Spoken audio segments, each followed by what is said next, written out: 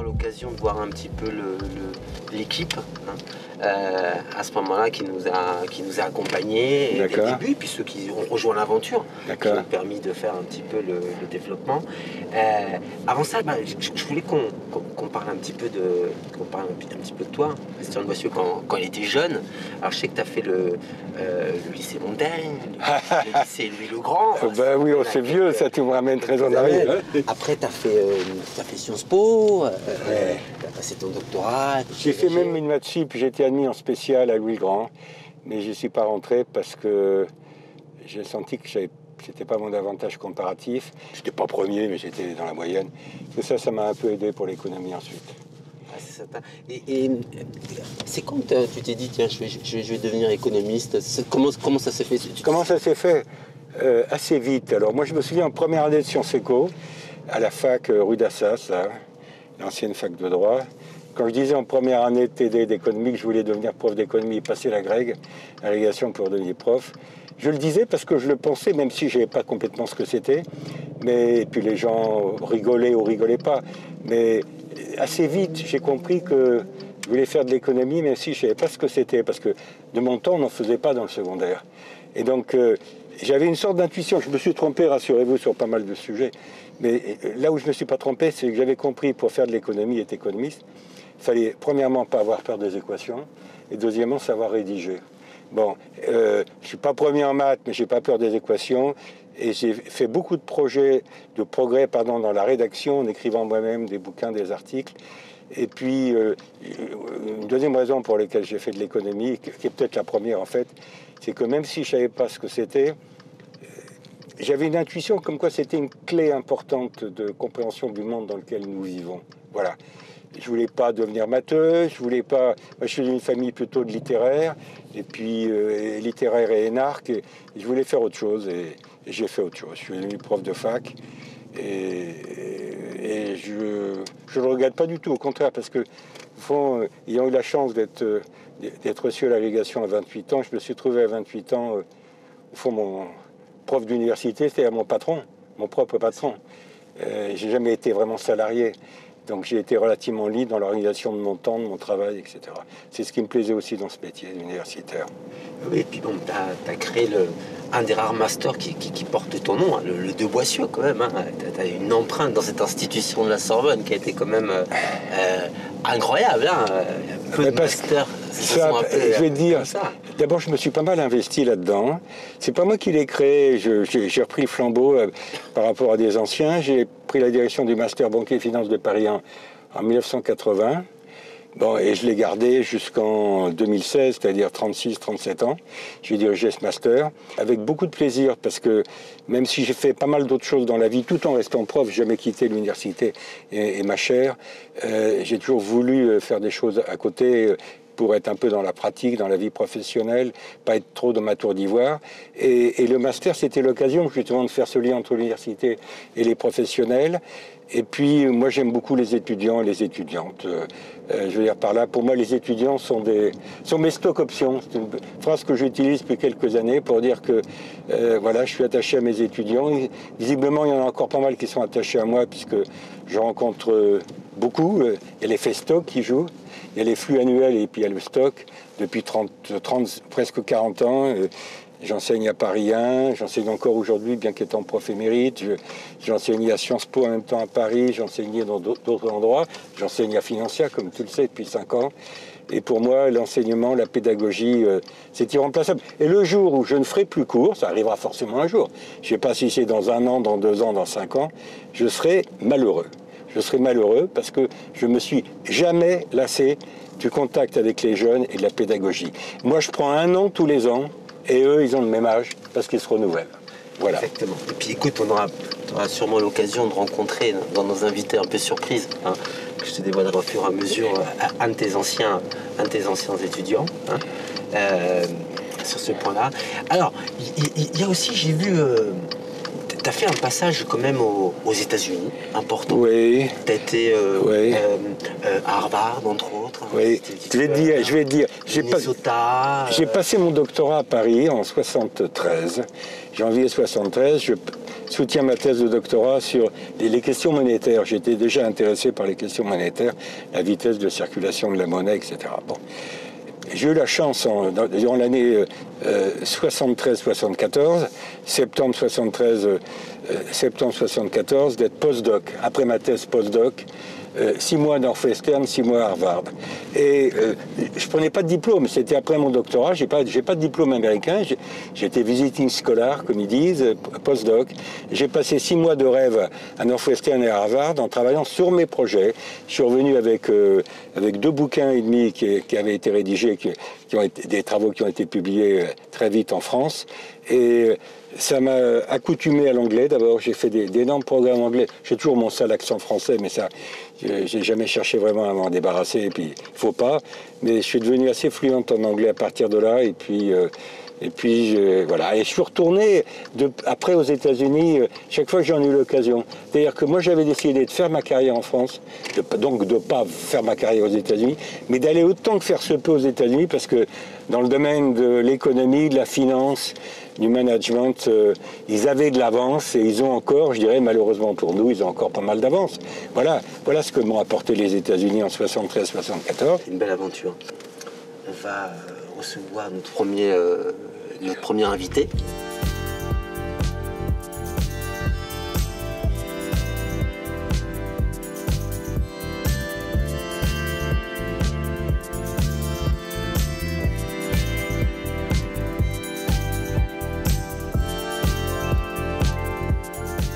Bonjour Christian. Ça va bien? Ça va bien. C'est sympa de te voir. On a pris différentes personnalités qui abordent différents sujets un petit peu de l'économie, qui interviennent aussi chez Financia, qui nous a aidés au développement. Donc, pour ceux qui ne connaissent pas encore, mais Guy Marty, c'est notre spécialiste immobilier. Moi, je le connais, on se connaît depuis longtemps, nous. On a beaucoup de spécialistes. Donc, voilà. Donc, toi, Guy, tu as eu une carrière au début plutôt de maths et de physique. Hein. C'est ça? Études. Hein, études, oui, dans les études. Et puis, tu es passé par la banque, hein, oui, comme exactement. Beaucoup de gens. C'est vrai, c'est entre autres très formateur. Et ensuite, tu as monté un truc incroyable, très novateur quand même pour l'époque, l'IEIF. Qu'est-ce que c'est? Ce que tu peux nous en dire quelques mots? L'Institut de l'épargne immobilière et foncière. En fait, à l'origine, c'était il y a plus de 30 ans, hein, finance et immobilier en France, c'était très séparé. Il y avait la culture immobilière d'un côté, avec un agent immobilier qui ne savait même pas la différence entre une action et une obligation. Et il y avait la finance de l'autre qui avait beaucoup de mépris pour ce qu'on appelait la pierre. Et toute l'idée, c'était de rapprocher les deux cultures. Et de faire des statistiques sur quelque chose qui était abandonné. Parce que les foncières cotées en bourse, par exemple, c'est de l'immobilier ou c'est de la bourse? Alors, côté immobilier, on pensait que c'est la bourse qui s'en occupait. Côté bourse, on pensait que c'est l'immobilier qui s'en occupait. Donc, il y avait un vide de statistiques. Pour les CPI, pareil. Et donc, l'IEIF s'est attaché à remplir, en fait, une culture, des statistiques, des études, des données sur tout ce secteur au carrefour de l'immobilier de la finance. Voilà. C'est tout simplement. C'est super. Et alors, j'ai vu que de manière un peu plus récente, tu as pris un virage, je dirais, très digital. Hein, ouais. Puisque, le site qu'on connaît tous, hein, pierrepapier.fr. Ouais. Hein, donc voilà, donc en quoi il consiste ton site? Il a vocation. Alors, ça part de 2 constats. Le premier constat, aujourd'hui, l'information sur tous les placements au carrefour justement de l'immobilier de la finance, c'est une information qui est donnée essentiellement par les brokers, par les vendeurs. Les vendeurs de produits donnent de l'information. Et je pense que l'information doit être au-dessus de la vente. Et donc, premier constat, on va faire un site, enfin on fait un site de culture, de pédagogie, d'information sur tous les placements, donc pierre-papier. Et le deuxième constat, c'est que nous sommes dans une période où tout va bien. Et c'est dans les périodes où tout va bien qu'on risque un peu de déraper. Et aujourd'hui, moi je suis persuadé que beaucoup de gens investissent dans l'immobilier pour de mauvaises raisons. Je ne dis pas du tout que l'immobilier n'est pas bien, mais il vaut mieux y entrer pour de bonnes raisons. Par exemple, on parle du rendement, mais le rendement, il est très relatif au taux d'intérêt. Où on dit l'immobilier c'est sûr. Je suis désolé, si demain les taux d'intérêt montent, les valeurs immobilières baisseront. Donc, pourquoi mettre l'immobilier dans un patrimoine? Pour des questions de construction, pour des questions de long terme, etc. Et il vaut mieux tout de suite brancher et ceux qui diffusent les produits et les particuliers qui les achètent sur les bonnes raisons d'investir dans l'immobilier. Voilà, c'est l'enjeu de pierrepapier.fr. En tout cas, bravo, j'ai vu qu'il y avait une audience qui cesse de croître, et puis toujours des interviews pertinentes, intelligentes, et puis très spécialisées dans ce domaine. Alors, on va recevoir notre nouvel invité, aussi. Puisque là, c'est intergénérationnel, hein. Ouais. On va recevoir un de ses élèves. Ouais.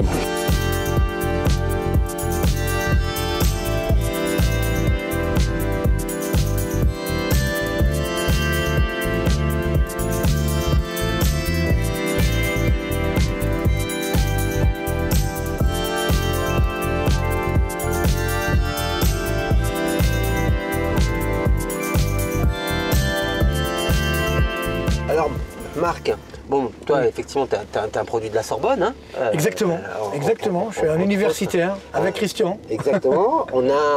Tu as passé après la Sorbonne. Bon, après, je suis rentré à la Banque Populaire, j'étais chef économiste de la Banque Populaire, voilà, Natixis. Pendant 10 ans. Hein, 12 ans, voilà, tout à fait. 12 ans, où là, tu as été quand même très médiatique. Hein, ouais. Dès que je mets la télé, je voyais Marc Toiti, parce que limite, ça m'énervait.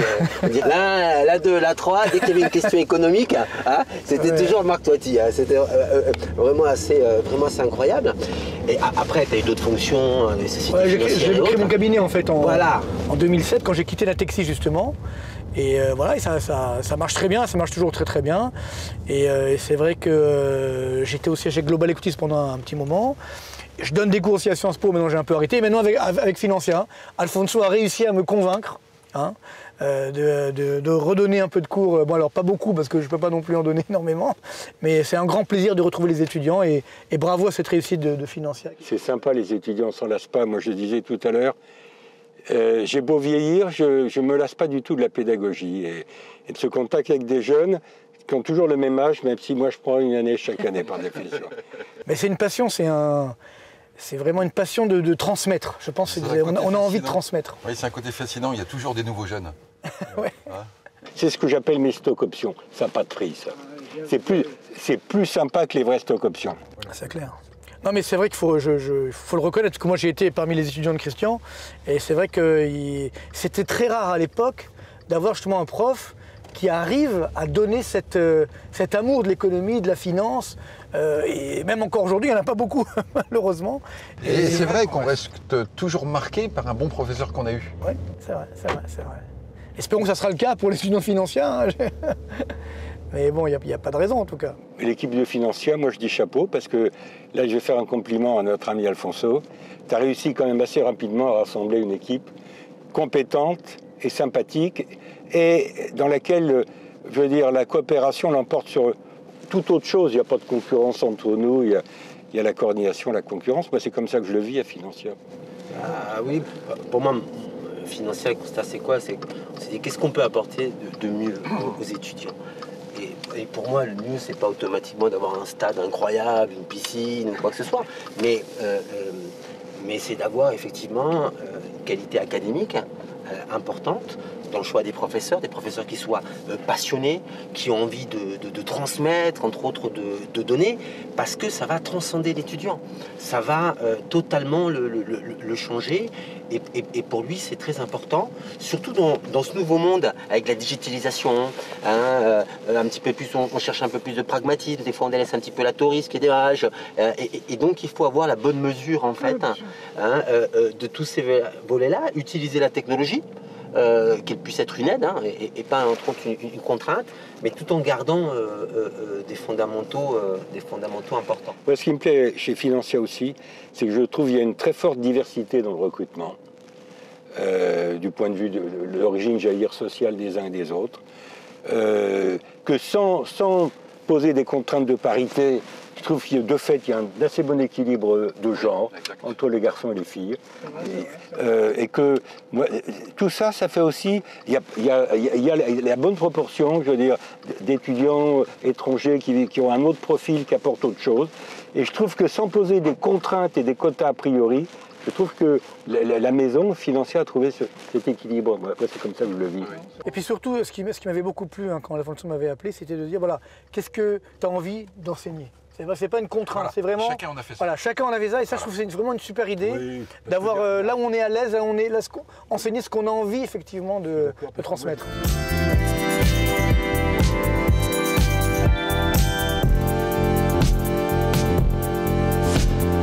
Ça va Jean-Marc, tu vas bien? Alors ça tombe bien qu'on parle de parité parce que y en a un ici qui bat tous les records. Alors premièrement, pour une école de finance, c'est très rare, on a 50% de filles, 50% de garçons. Hein. Alors ça dépend un petit peu des cursus et des spécialités. Jean-Marc Paillet, donc, qui est notre directeur dès le départ de la gestion de patrimoine. Un aspect aussi, finalement, la gestion de patrimoine, c'est un jeune métier. Hein. On a commencé à parler quoi, Jean-Marc? Il y a 25 ans, 30 ans à peu près. Ouais, c'est une quarantaine d'années à peu près. Voilà, par rapport à l'ensemble de l'économie et de la finance, c'est quand même très jeune. Aujourd'hui, ça touche tout le monde, hein, presque toutes les classes sociales, surtout en France, avec une fiscalité des fois un petit peu compliquée, hein, entre autres. Donc on a besoin de ces gestionnaires de patrimoine qui viennent nous aider. Et là, la grande surprise, c'est que c'est un métier qui se féminise de manière très importante, hein, puisque il y a une année où tu as eu que des filles, quasiment 100%. Que des filles, et puis surtout d'un niveau plutôt très bon. Oui. Donc profil d'avocat, profil juridique, mais pas que, hein, donc aussi des profils commerciaux, ce qui fait que c'était donc l'année dernière, on a eu une promotion splendide. Et j'en veux pour preuve, la majeure de la promo a réussi cette année-là le concours d'avocat. Elle a réussi le concours EY où elle était dans les 3 premiers et elle a fait donc sur le podium aussi pour le meilleur fiscaliste de France. Donc oui, on a eu vraiment beaucoup de succès avec ça. Ouais. Bravo. Puisque Financia a 5 ans, tu l'as rappelé tout à l'heure Alfonso, c'est que au-delà de la gestion de patrimoine que je salue et de l'immobilier qui est un vrai créneau intéressant, je trouve que sur les sujets même plus classiques, finance d'entreprise ou finance de marché, Financia a réussi à faire son trou en peu de temps. Et dans les classements, dans un environnement qui est quand même très encombré. Là, il y a quand même beaucoup de formations. Très concurrentiel. En tout cas, je voulais tous vous remercier pour ce clin d'œil à Christian de Boissieu, qui était un des premiers professeurs, des fondateurs, je dirais avec moi. Au sens chronologique. Voilà. Non, mais c'est très courageux. Il a bien compris où on voulait aller. C'est vrai ça a dépassé presque un petit peu nos espérances. Et c'est toute la partie académique où naturellement Christian a été essentiel. Et donc je vais lui rendre un petit remerciement et un petit hommage. Surtout à vous. Hein. Voilà, et à toute l'équipe entre autres de Financia dans les différentes matières qui intervenaient, anciens élèves et autres, on est vraiment ravis. Et puis là, ça ne cesse de se développer, donc bravo. Tu l'as su nous convaincre et tu as su faire de cette école Financia quelque chose de prestigieux. J'ai une belle équipe qui me permet cette réussite pour Financia. Et je crois qu'on peut souhaiter, parce que c'est bientôt la rentrée, en tout cas une bonne rentrée à nos étudiants. J'espère que vont mieux découvrir un peu l'équipe académique, entre autres, nos professeurs, un petit peu entre autres vos parcours. Et on aura l'occasion de les croiser très rapidement à l'école. Et puis dans le quartier, hein, puisqu'on a tourné un petit peu autour, on a pas mal tourné, là. Autour de l'école. Exactement. C'était sympa. Écoutez, merci beaucoup. Hein, et puis à très bientôt. Bravo. Merci.